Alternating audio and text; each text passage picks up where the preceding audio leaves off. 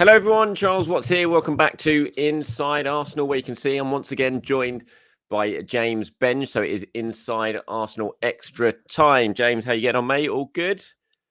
Oh, it's very good, isn't it?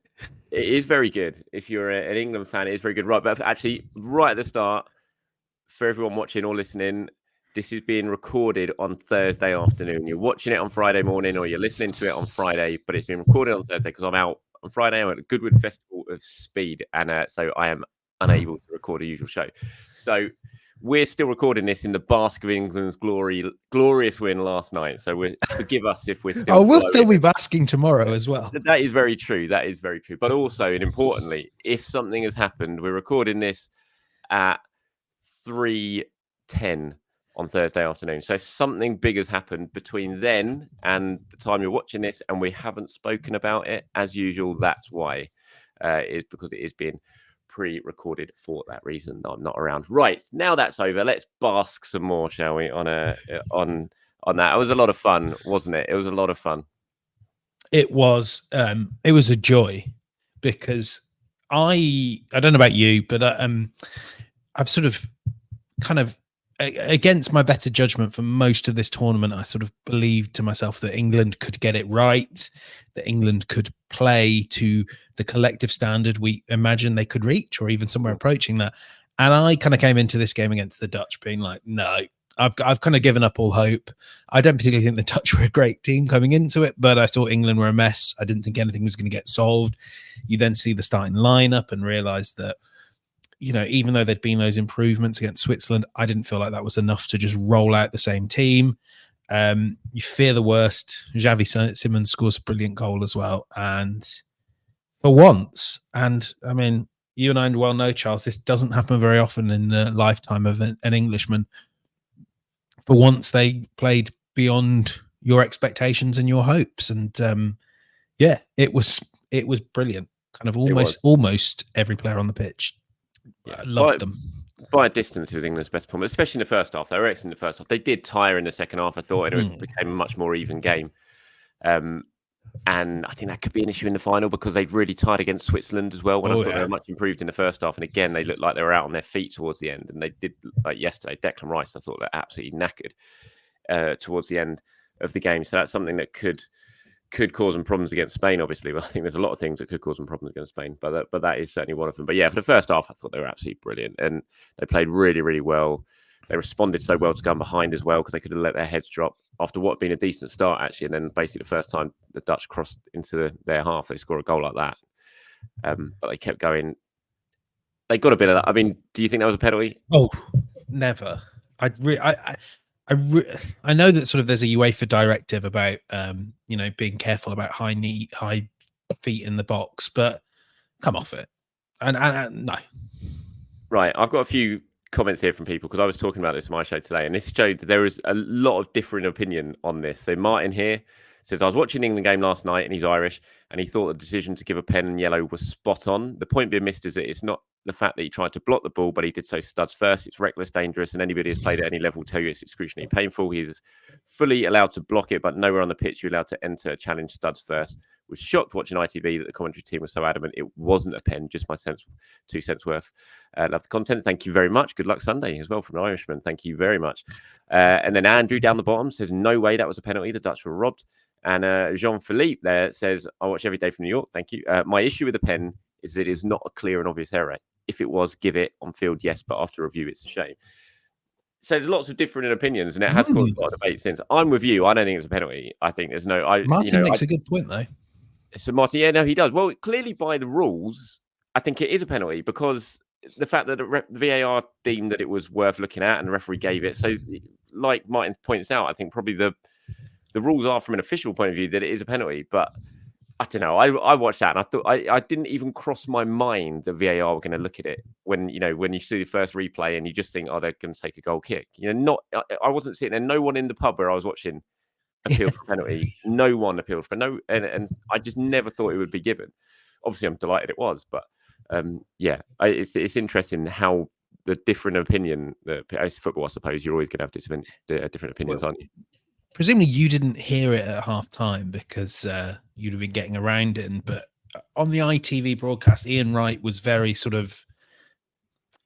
I mean, well, Gary Neville was insistent it wasn't a penalty, and I think that's sort of natural if you're a defender, isn't it? But I mean, he called it a disgrace, didn't he? Yeah. Oh, yeah. And I don't think it's quite that much, but I lean more on that side. But I mean, I did think Ian Wright made a good point where he's sort of saying, like, look, you know, the studs are up. I think with that, you've also got to say, like, you're putting yourself in a position to get unlucky if you're Denzel Dumfries, aren't you?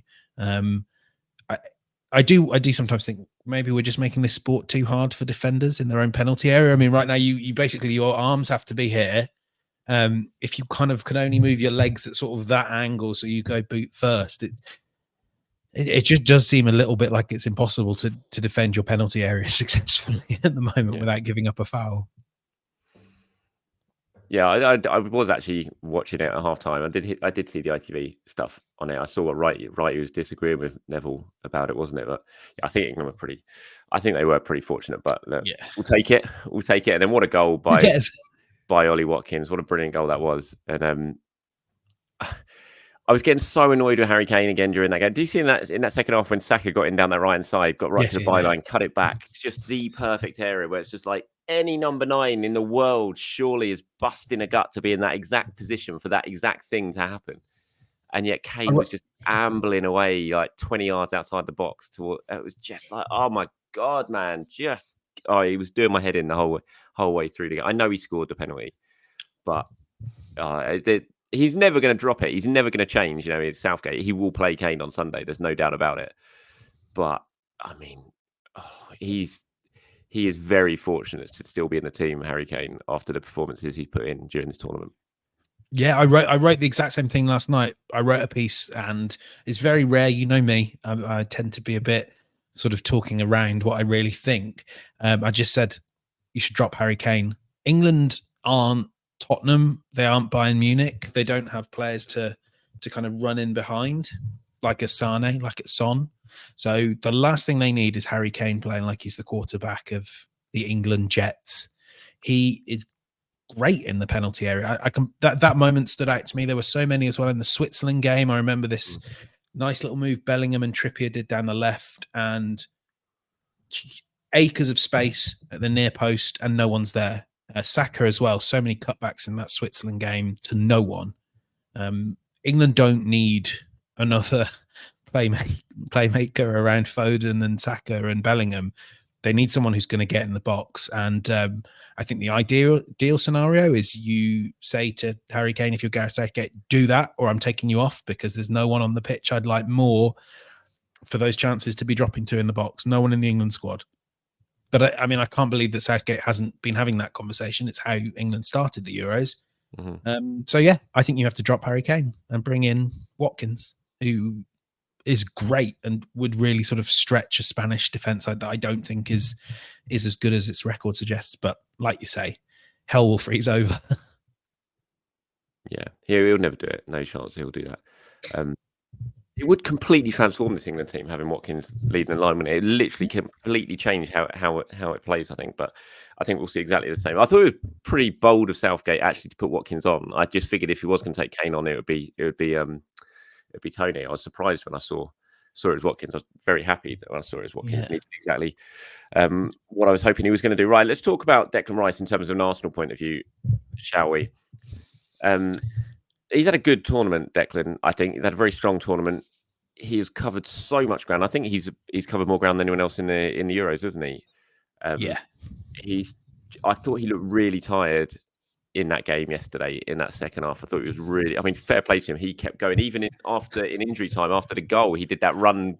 He just ran out of steam, couldn't quite keep it up, could he? But he kept going and kept going. But it sort of raises an interesting point that you were talking about to me on WhatsApp earlier today. You're sort of saying, should we talk about it? I think it was a good point. And then how do you what we a month away now from the start of Arsenal's Premier League season, obviously a couple of weeks away from the tour. I mean, you can write Rice and Saka out of the US tour now, obviously. Yeah. How are you going to manage? How does Arteta manage Rice in those opening weeks? I suppose and Saka as well.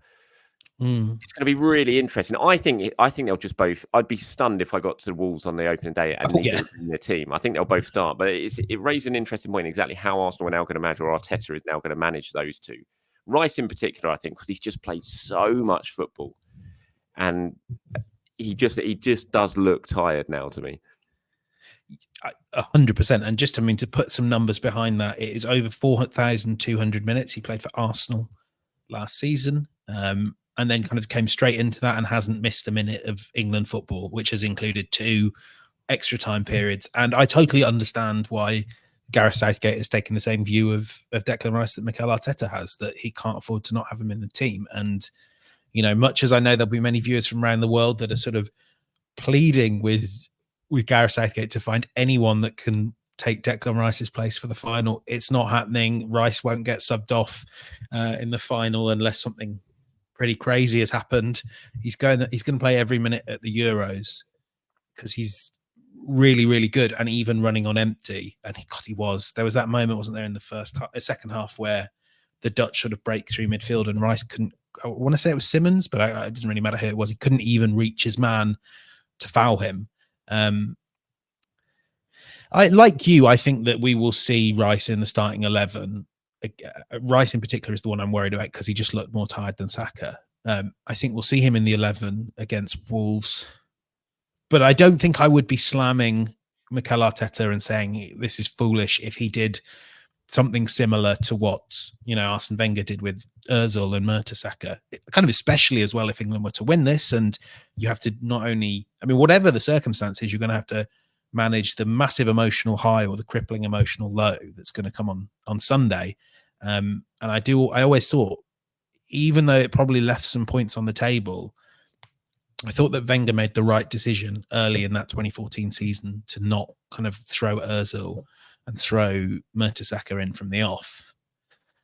The challenge is, you know, we saw this from Arteta, we saw this from Martin Ødegaard as well when he was speaking from Mallorca. Everything about Arsenal is saying to us, we are geared to burst out of the traps, to go as hard as we can from the start of the season and get in a really good position.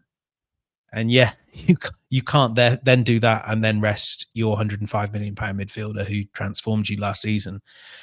So I don't know what Arteta should do. I'm very confident that we will see him on the opening day of the season, but maybe that's the first game he'll have played, the first minutes he'll have had at all in the tank.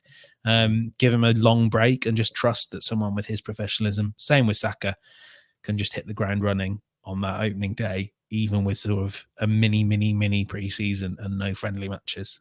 I think that's what will happen. I think the start's really unfortunate in a way because, like you said, Arsenal are so gearing up to start well. I think they obviously know how important that is going to be if they are going to actually get past City this season. But then you've got City, Spurs, and those Villa away games immediately, pretty much after the Wolves game. So you just don't have any time to really sort of bed yourself into this season and to. Because it's so, you just can't afford to drop any points. We know that. We found that out to Arsenal's cost over the last couple of seasons. And so when you're talking about players of the stature of Rice and Saka as well, and how important they are to this team, it's just very, very hard for Arteta to ease them back in, given the difficulty of the games that Arsenal face in those opening weeks. So it is going to be really tricky. I do think they're going to play. I'd be really surprised if they don't. I mean, look, as we said, the US tour that's gone. Then you come back and you've got the 2 Emirates Cup games, haven't you? You got it's Leverkusen on the Wednesday, 7th, and then 11th. Lyon on the Sunday, and then the Wolves games are following Saturday, isn't it? Maybe we see them for the Lyon game, half an hour or so at the end of the Lyon game. You know, might join the group on the start of that week when they get back from the US, and then give them half an hour on the Sunday just to give them some minutes in their legs. Maybe there'll be some sort of behind closed doors friendly in the build up to the Wolves game as well in that week at Colney. I don't know. But yeah, it's going to be really interesting how we manage it. I mean, it's the only real issue they've got. Obviously, Raya is with Spain, so he's gone up to the final, but he hasn't played. You know, so there's no doubt in my mind that Raya will not be in goal straight away as that season starts, even if he will get an extended break. You've got the Brazil boys who obviously have come home relatively early in Martinelli and Gabriel. Neither of them, again, got many minutes in there. So it is just Rice and Saka that are the two that are going to have to be really, really carefully managed after the internationals. I mean, and of course, we should say this isn't unique to Arsenal. I mean, City are going to have to work out what they do with Kyle Walker, another guy that's played every single minute and Phil Foden, who knows? He might need picking up after quite disappointing Euros. But yeah, I mean, I think the one thing to say is I really wouldn't begrudge Arteta giving these guys time, as hard as it is. I think sometimes you really have to balance the desire to hit the traps running with how hard will March, April, and May be if Saka or Rice are limited because they didn't get a good holiday. And you're going to have to find time in the season, and good luck with that with the 2 more Champions League games. I mean, the good thing is there's basically only 3 games, isn't there, for the start of the season, and it's Saturday, and then you've got the international break. So it's not like you go straight into it Saturday, Tuesday. It is just 3 games, all with a week-long break between them, I think, unless there's a League Cup game that's going to be thrown in there somewhere. I don't know. Oh, don't ask about the League Cup this season. I feel like that's not even been clarified for how Champions League teams are going to fit into that when there's no free sort of midweeks after that international break. So yeah, but yeah, like you say, first Champions League game is in between Spurs and City, which is immediately after the international break, isn't it? So yeah, it just goes Wolves, Villa, Brighton, those 3 games, and then international. So it does give you a little bit of time. You can sort of. It's not quite as bad as if, say, you had a sort of a 5-game run at the start of the season with midweek games in there to sort of bed them in. You do get a little bit of time, maybe. I mean, why have we got another international break in September? I hate that international break. First one is always so annoying. But yeah, it's an interesting one, and it'll be interesting to see how they manage it. But look, I suppose for England, it's you don't really care, do you? For an England point of view, it's just get these guys one more game, and then you probably have a week-long party. Massive parade through London next weekend. When do you think the bank holiday should be, on Monday or Friday? I don't know. I was talking to my wife about this, who has absolutely no interest in football whatsoever. In fact, she actually hates it. But I think she hates it. She hates it more with each year that passes because of how much time I devote to it. Obviously, when we first started going out, I even took her to Arsenal. I took her to a Borussia Dortmund game, and she was perfectly happy to come to it, and she enjoyed it. But the longer it's gone on, just even the sound of football on the TV now annoys us so much. I think it's just because of the time I have to devote myself to football and how 24/7 it is. But when I mentioned, you never know, you might get bank holiday out of this if we win on Sunday. Immediately perked up her. Suddenly, everyone's donning their England kit, aren't they? Exactly. So yeah, it'll be interesting when that is. But there's got to be one. Surely, got to be one. If we beat Spain. Right, let's move on, shall we? I've got a couple of sort of questions and comments that we'll talk through as this sort of runs on now. And there's one here from Gordon who talks about Fabio Vieira. He says, "Hi Charles, chaps. Sorry. Do you think if we are not going to sell Vieira, we should send him out on loan? I can't see him getting much game time anytime soon." Fabio Vieira almost feels like a forgotten man at Arsenal. Someone else asked me a question about him in a show I did, a few days ago. I thought to myself, I just haven't really thought about Fabio Vieira at all in terms of next season and how he could fit in, how he could help and stuff like that. What do you think is going to happen with Fabio? Do you think he'll be a key part of the squad, or do you think there is a chance they might let him go? Can I start with a sort of semi-related thought? Yeah. I think if you were to sort of sit down and do a Sporkle quiz, other quizzes are available, sort of name the Arsenal first team, and we sort of often do these pre-press conference when we should be working. I guarantee you the sort of player that everyone would forget and just as time runs out would slip through our grasp, it'd be Fabio Vieira, wouldn't it? He's like, speaking to what you're saying, it is strange. You sort of kind of a £35 million player who you kind of just have to keep reminding yourself when you're doing your depth charts and all that. It's like, he is actually an option, and he's had some really good games. Well, he started last season really well, didn't he? Yeah, it was like really that was when he well. suddenly burst on. You're like, oh, who is this Fabio Vieira? He's just suddenly burst on. It's like, this looks completely different to the player we saw during the first half of the season. He came on the pitch. He was making things happen. He looked really hungry. There was an intensity about him that we hadn't seen. And he forced his way into the first team, into the starting 11, didn't he? And then I think was it the Spurs game? he started and he got hooked at half time in the 2-2. Yeah. And then that was kind of it, really. And then obviously he got the injury and he got sent off, and then it all just totally, it totally went the season for him. And even when he came back after that long injury layoff, he just did not get a look in. Clearly it was way down the pecking order, and Arteta wasn't seeing anything from him, at Colney during the week to obviously change his thinking and to get himself into anywhere near the first team. So, like you said, big investment Arsenal put into Fabio. So, I mean, what do you reckon this season? Would a loan be a smart move? I think so, because I think when you start drawing up options for left 8, which is clearly where I think Arsenal and Arteta think he's most likely to make a big impact on this team. Declan Rice now, it looks more and more like probably will be the 8. That might change, but right now, that I would definitely put a recall clause in anything I did with Vieira. But you've got him, you've got Havertz, you've got kind of potentially even a Jorginho. I mean, we'll see about others and whoever you might sign as well.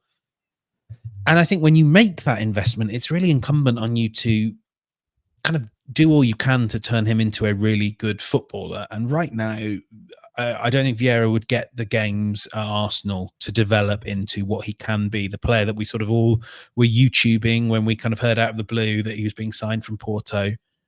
That player isn't going to kind of emerge from 300-400 minutes off the bench between now and January. I think he probably needs his confidence. He needs his buzz. He needs to be the star in a team. I certainly wouldn't be averse to sending him to Porto. I don't know what Porto's situation is, whether he would be a starter there, because I think wherever he goes, he has to be a starter. But I think right now you need to think of Vieira in terms of the long term, not could he give Arsenal 500 minutes this season. That's not going to help you in any way. And you'll end up having to sign a different player to do Vieira's job years down the line. Whereas ace this loan development, and for all we know, he comes in next season and he's or the season after next, and he's competing to be a real starter in one of these roles. Mm-hmm. Is the squad big enough to send someone like Fabio Vieira out on loan for the season? I mean, you talk about the left 8 role, but you kind of look at Vieira as with that left foot, the way he can cut inside, almost as more of a right 8 sort of backup for Odegaard, or even out on the right wing. I think last time I remember seeing him play was actually came on the right wing in that win up at Sheffield United, and looked quite good actually during that game, and admittedly against a dreadful Sheffield United side.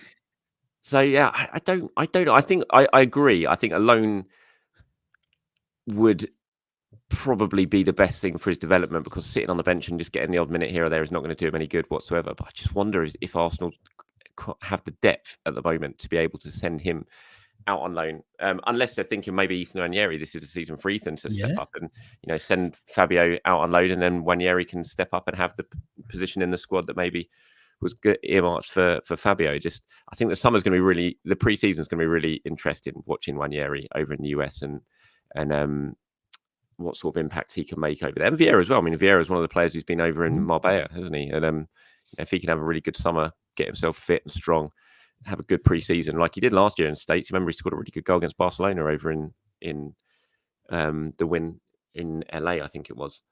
So yeah, I think the pre-season for a few players is going to be really, really important in terms of laying down a bit of a marker to Arteta going into the season. Yeah, I just think in terms of keeping him around in case something happens to Ødegaard. Well, like if something happens to Ødegaard, you're not winning the title probably. Like you can't. It just seems to me that then you're sort of wasting an asset just in case. And like if an Ødegaard, isn't that what a squad's about though? Well, yeah, a bit, but at the moment he's so far off what an Ødegaard could give you that it's just what would be the point? You're going to have to sort of reconstruct your team anyway, and we know that Arteta will play Ødegaard every single game and will play Saka every single game he can, and so kind of therefore, if I'm Edu, I'm just sort of thinking, well, you're going to have to work something out, mate. The one thing I would say is if I wouldn't be loaning him yet until I sort of know that I've got a midfielder and or a winger in place. Keep him around for now for sure, and certainly through pre-season, as much as unless a really good sort of loan move came along, I wouldn't be rushing this deal, but I would be looking to loan him out. I think, is it 5 weeks before the start of the Premier League season now? Oh, Is it don't 5 say weeks on that. Saturday, or is it 4 weeks on Saturday? Must be 5. Is it 5 weeks on Saturday? And I'm going to see Arsenal haven't. Kylie on Saturday, by the way, in case you're interested, in case our viewers are interested. My wife is going to see Kylie on Ah! Saturday. Michelle is up there, and is I've got the kids for the weekend because she's swanning up to Hyde Park to see Kylie, and then she's staying at her mate's house afterwards, having a kids and me free weekend. So What a weekend for Michelle. Might well bump into my wife up there. Keep an eye out. How do we suddenly get onto Kylie? How on earth did you? 5 weekends, and then I was sort of started looking at my calendar, and it reminded me Kylie this weekend. Swade and Mannix next Thursday, so we need to record earlier. Okay. Swade and Mannix. Oh, Mannix. We've not got much to talk about, really, have we? Old school Mannix, man. I used to love old school Mannix back in the day.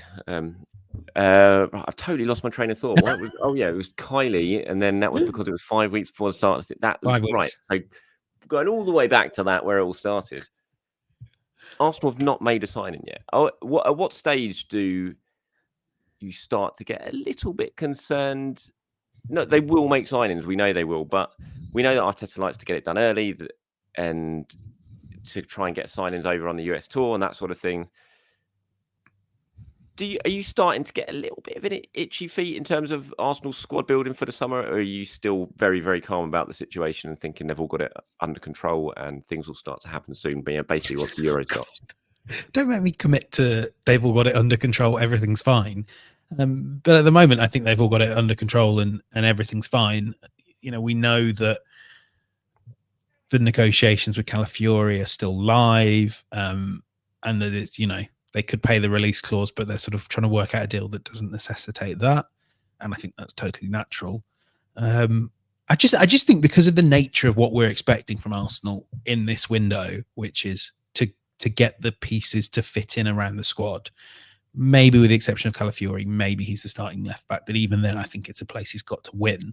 Mm-hmm. I think for that reason, you don't want to feel the sort of drumbeat of got to get him in for the summer, got to get full preseason with them, because if none of these players are coming straight into the 11, then they're going to sort of have that sort of adaptation period with Arteta on the training ground anyway.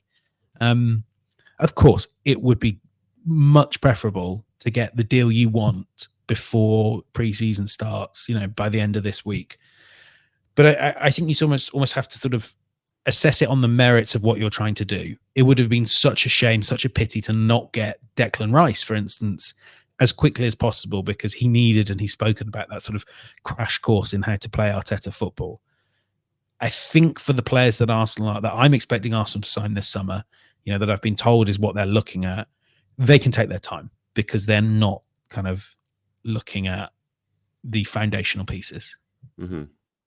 Yeah, I mean, Ken Corder here got in touch talking about this exact thing. And the window is slowly becoming a bit of a concern.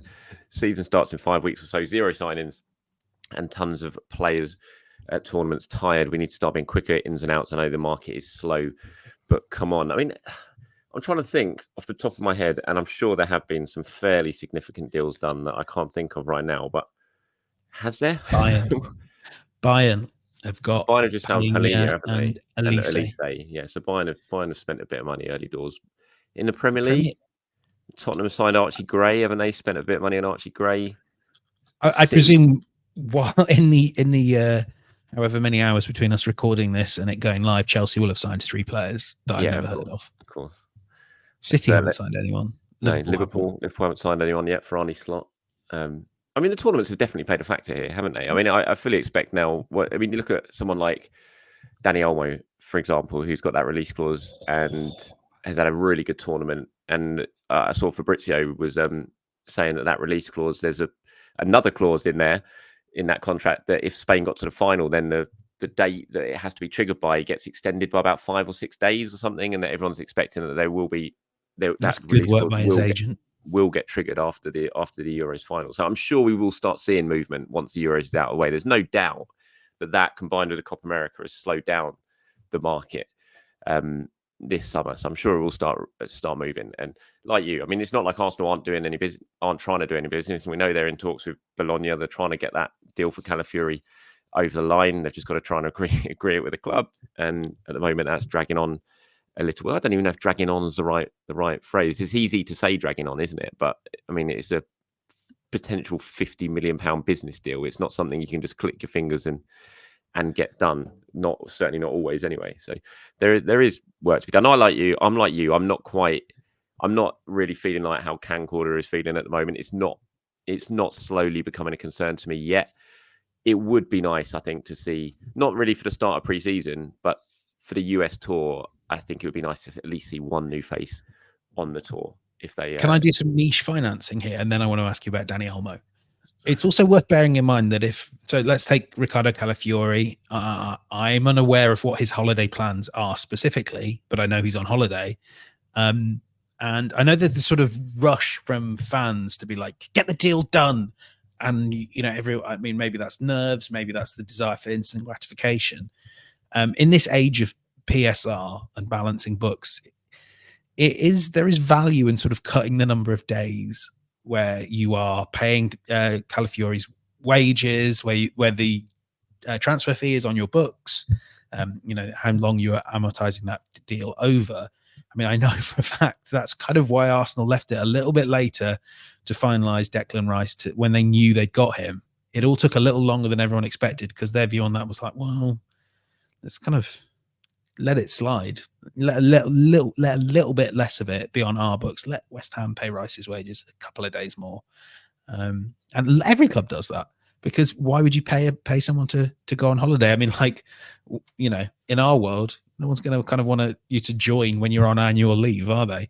Olmo, Keane, would you like him? Do you think he'd fit at Arsenal? He doesn't I can't see where he'd fit in the team, but talent. You can't see where he'd fit in a team? Can he not? Well, I mean, maybe he's the left eight. It feels a bit too sort of like two attacking midfielders there. I'd be a bit nervous about that. But I'd love him in the squad. Yeah, I'd absolutely love him in the squad. There's no doubt about that. I think I could see him in that left eight role. Obviously, yeah, it would be very attacking. You'd have Declan Rice would have a hell of a lot of work to do playing as a six behind. But then you do have Odegaard, who is just he's a tireless runner, Odegaard as well, isn't he? And the two of them. I mean, he's had a fantastic tournament. He's one of the guys who've really caught the eye. Him and Nico Williams, haven't they? And they've got those release clauses. So yeah, would I have him? There's no way I'd say no. I'd be very happy if Arsenal the tough questions triggered that release clause. He's a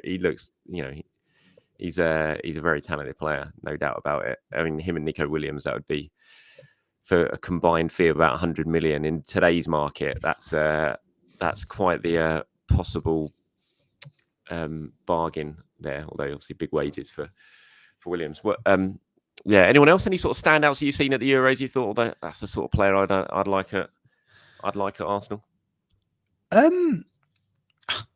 No, I don't think it's been a great sort of Euros for individual quality. I mean, weirdly, I wasn't crazy about him before, but I think Ousmane Dembele looks like a very good footballer, which I know isn't a hot take. I've also really looks like Ousmane Dembele though, doesn't he? He's been he'd drive you mad, lively, but then he still lacks end product at times, doesn't he? I mean, he'd be a very frustrating player because you can know he is absolutely, when he's on it, he's so good. But I think he'd be really frustrating as a player in your team, I think, Dembele, because you just know you want more from him, or more consistency from him. Gay, loved. He's so good. Ndoye as well, the Swiss winger from Bologna. I liked him a lot, actually. I thought he was good fun. I thought that Swiss team were quite good. That Yamin Lamal, he's not too bad. He's a bit of a talent. I wonder if you could sort of go under the radar and get him for a couple of million, perhaps. We don't talk about him. He makes us feel old. Mad, isn't it? Mad. That was hilarious. It's just having that right hand side. You had Jesus Navas, 38, and then Lamal at 16 down that right hand side for Spain. He's basically old enough. Well, he was definitely old enough to be his dad. That picture of Messi and him when he was a baby and 20-year-old Messi, it's just such a crazy picture. It's so mad. I saw someone say the other day that he could play in the 2048 World Cup or something like that, and he'd be like Navas's age now in the 2048 World Cup. So it's just crazy. I mean, 16. I said, what were you doing at 16? I said. When I was 16, I was chain smoking Benson and Edges, trying to sneak into Mirage in Windsor I mean, just crazy stuff. And he's doing that sort of thing in the European Championships. It's so freakish, honestly. I've never seen a player like that at 16 doing what he's doing at the top level consistently, week in, week out, starting for Barca, starting for Spain. It's just crazy what he's doing. It's unbelievable. I really feel like, and my kind of worry with my England hat on is that what we're sort of seeing here is like chapter one of what could very clearly be a very, very lengthy novel. You know, the legend of Lamine Yamal. Oh no, I knew someone was going to ask a question like this. Like you say, I don't remember a kid, and he's a kid, doing this at the top level at 16, and it doesn't tell us anything about Chido Obi Martin. No, but this is a different. If you read it, it's different. It says, with Yamal sparring at the Euros, do you think we will have our young players wanting to get more first team minutes sooner? Do you think players like Nwaneri, Obi Martin should be moved up sooner rather than later due to their abilities and football brains being so advanced for their age? Many other careers, so Lex would fly up the ladder if they were good enough. I thought it was quite an interesting point, that the fact that did you see today Raul Walters is signed for Luton? He just got announced, which is an interesting move. I mean, he had interest from Premier League clubs, but he chose there because it was a pathway, and he sees minutes. He thinks that's really going to help with his development. But do you think? I think now, I mean, this has been a tournament. I think it's been a pretty rubbish tournament, to be fair. I think the quality has been pretty poor. But what has stood out is the young players at this tournament have been the ones that have really caught the eye. And it just seems like football is getting younger and younger now, isn't it? Like, we're seeing like a 16-year-old. Obviously, that's a bit of a one-off, but Europe's real top players, most exciting players, they're all coming through. They're very, very young. And whereas before, we'd probably wait till, I don't know, 18, 19, 20 even before these young players think, I need to be playing first team football. But now, do you think some of them coming through are going to be seeing Lamar doing it at 16, thinking, I need to demand that I'm playing first team football now? And do you think clubs are going to have to sort of really adjust to a new way of thinking when it comes to how they handle young players? I would hope that the sort of sensible ones who are well advised would understand that Yamal is what happens when lightning strikes. Because Barcelona are a mess, and they've chucked in this phenomenally talented footballer, and everything's broken the right way. I think what's happening more, though, is maybe it isn't, the 16-year-olds. And I know that Ethan Nwaneri took real time to assess his options, but look, there's a reason he committed to Arsenal when he could have gone to any club in the country. I think it's because he understands that the pathway is there, even if it's a long one.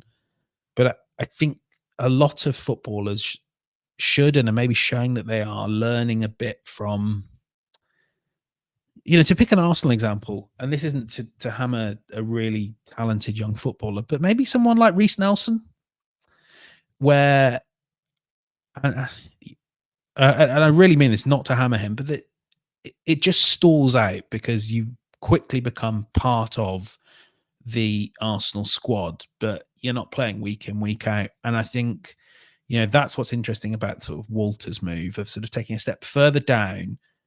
If they can go and look at the England squad and see loads of players who've done this and it's worked out fantastically for them, just taking that step further down to rise up with their team rather than, trying to sort of eke out what minutes you can at a top club, because I don't think it serves good young players at Arsenal, United, Chelsea, City, all those clubs to just be sort of stuck on the bench, maybe playing a few hundred minutes a season. What did you make of Cozy Dubram's move to Brighton? It seems pretty smart, doesn't it? I mean, they're quite light on.